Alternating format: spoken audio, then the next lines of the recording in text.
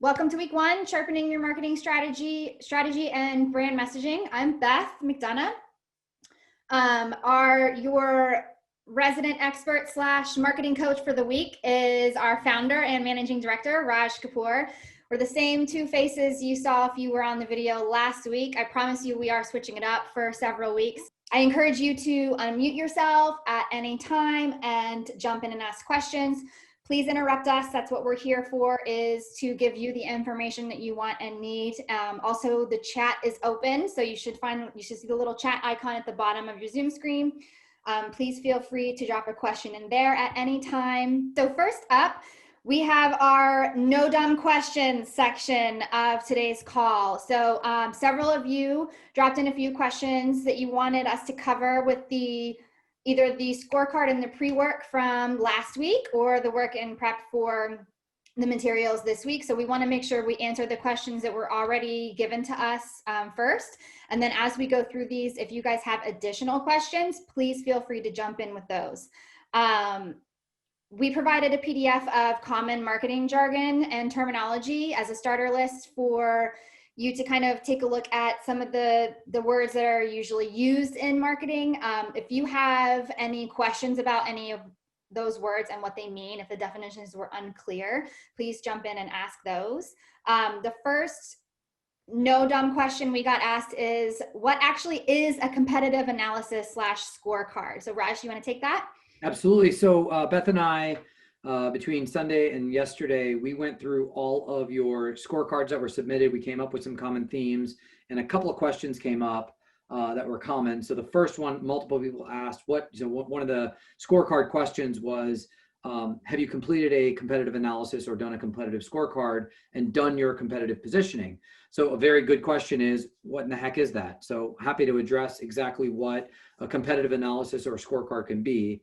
So at its simplest form, you guys should think of your competitors in two big buckets. Think of those as direct competitors and then what we call indirect or potential competitors. And so again, those are two big buckets. You can really, get really nuanced with this answer, but that's it at the highest level. A direct competitor, as it sounds, is a provider of a very similar product or service to your same target audience. So if I run a pizza shop, the pizza shop down the street is my direct competitor. They do pretty much the same thing. They sell the same product, the same group of people. We're going head to head for that same, dollar spend. Okay. The second one is what we call an indirect or a potential competitor. So this is not a direct competitor like that pizza shop, but it's somebody who provides a similar or different type of solution, but it solves the same problem for the same target audience. So the example I'm using again with the pizza shop is, it's the Chinese place down the street. So of course they don't sell pizza, but if somebody wants to go out to eat, they might be choosing between Chinese and pizza. Okay, that's an indirect competitor. The other one is what we call an online competitor. And obviously this has blown up lately. So these are people who are your competitors online. So if you type in a great pizza place near me, you might not just see the pizza places in your neighborhood. You might actually see DoorDash or Yelp or other aggregator sites, what we call in certain industries. Like in B2B, you might have other groups of people that do certain things. So the other question we got several times was, how do I establish my goals and metrics? Not a lot of you marked in your scorecard that you're currently doing analytics and reporting. So Raj, do you want to fill in the gap on that a little bit? Yeah, absolutely. So the analytics and reporting was really the question that we saw a bunch of.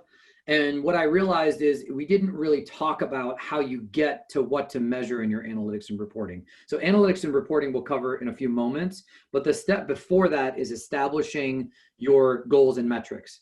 And so one common term that is, again, a piece of marketing jargon is KPI. That's a key performance indicator. That's just a fancy way of saying, what are you measuring? Okay. And there's kind of three questions you should ask when you come up with your goals and metrics for your business or your nonprofit or whatever you're measuring. So the first one is very personal to the business owner, to you, to the director of marketing or whoever's doing this, is what is your business goal? It is shocking to me the amount of people that haven't actually articulated business goals. Scorecards you all filled out.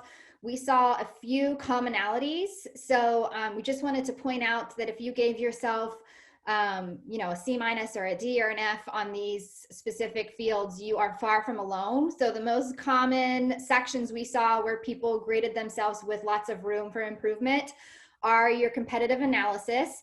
Lots of F scores there. You need some help with positioning your brand and applying that to messaging. And we're going to cover a lot of that today in this live class right here and in this week's materials. The second is analytics and reporting. We just touched on that a little bit. A lot of you need to identify those goals and figure out how to bridge the gap between the goals and setting up on how to track those goals and look at those metrics. So what I encourage you to do is in a notebook or an electronic notebook or something, just take notes. Obviously this is recorded. If you want to go look at it later, it'll be up this afternoon to look at later. You'll also get a template with the 3 exercises sort of templated out in like a PDF type of a document where you can actually put your answers in. That's going to be the follow-up homework here. The purpose of this is to help you think through what are you going to start putting for those answers. So I encourage you guys, again, grab a notebook or something like that. The 3 exercises we're going to go through are number 1, to identify your key target audiences and what their pain points are. Number 2 is establish your uniqueness in their eyes. Again, we talked about that a moment ago. We'll dig a little bit deeper into that. And then the 3rd is to draft your messaging and positioning that emphasizes your uniqueness to those target audiences. This is going to lead right into next week where Beth is going to dive much deeper into that messaging. We want to just get a start of what that messaging looks like. So the first exercise is really establishing your key audiences.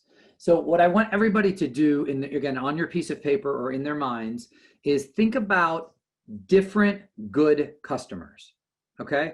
What are some different types of customers, either today or eventually, depending on where you are in your business or your nonprofit, but they should be totally different from each other. It's really important that you're not prioritizing. This is not a good versus bad exercise. This is a different exercise.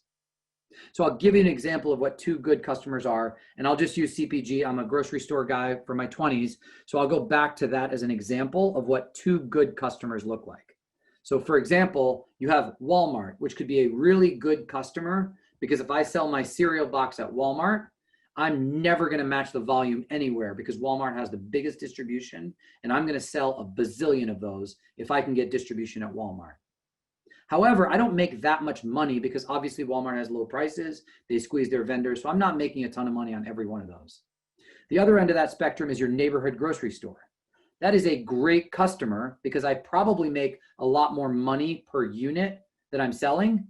But on the downside, I'm not going to get that level of distribution. So those are both really good customers for me, but I'm not going to prioritize one over the other in this example. Obviously, we can probe around whether that's an appropriate example. But think about your business, your nonprofit, who are 2 different types of good customers, at least 2. Another very common way for people to divide their audience is by industry.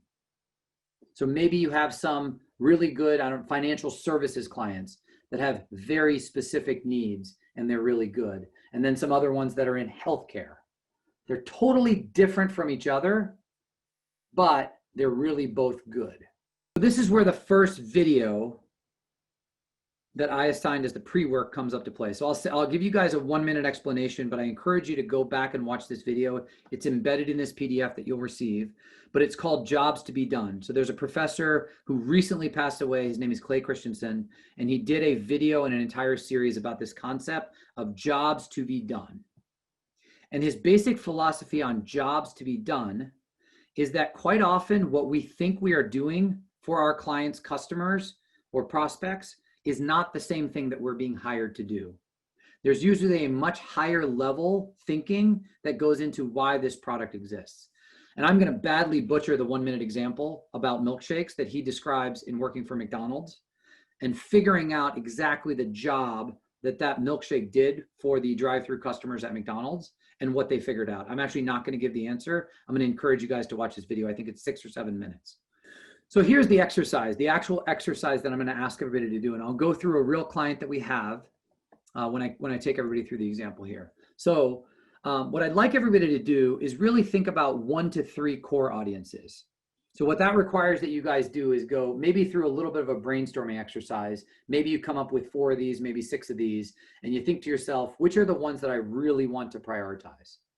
And how do I think about these people differently? And then very simply identify who those people are, and then what are their primary needs and pain points. That's the first exercise, relatively simple. Here's the hardest question. So I actually think this is the hardest question for any business or nonprofit to answer. It's why me? And it's the topic of uniqueness. We often say that we're obsessed with uniqueness because as soon as we think we've got it figured out, something comes up and tells us that we're wrong. Okay. So what I want you guys to think about is it is one of the most difficult and one of the most important parts of marketing your product is really establishing your uniqueness. Okay. So for each of those audiences that you came up with, again, we came up with 3 pretend ones a moment ago. I'll take that I'll take that example through all 3 exercises. But for each priority audience, answer this key question. Why do they buy from me? Like why? Why do they take their checkbook out or their credit card out or go into QuickBooks and actually pay me money every week, every month, or for a project? All right, so let's go back to our IT example. All right, so we have our 3 audiences. We have the group that cares about productivity and process.